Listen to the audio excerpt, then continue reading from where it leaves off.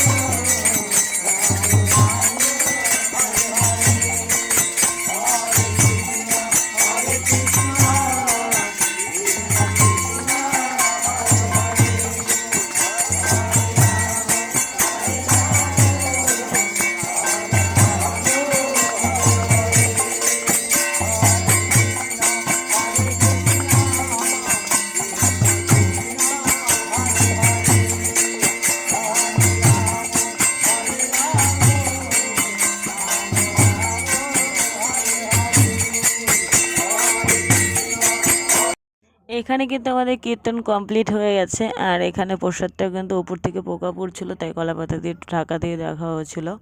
আর এবার যারা যারা সবাইকে প্রসাদটা বিতরণ করা হবে, আর সেটা নিয়ে সবাই একটু ব্যস্ত হয়ে গেছে। রাত কিন্তু অনেক হয়ে গেছে, আর সেই রাত্রে মানে খুব মানে ব্যস্তই সব কিছু ছিল, সবাই সবার বাড়িতে যাবে, আর তার জন্য প্রসাদ নেওয়ার জন্য একটু ব্যস্ত ছিল সবাই মিলে। তার জন্য হাতের সাথে একটু করা হচ্ছিলো যাতে প্রসাদটা সবাই পেয়ে যায়।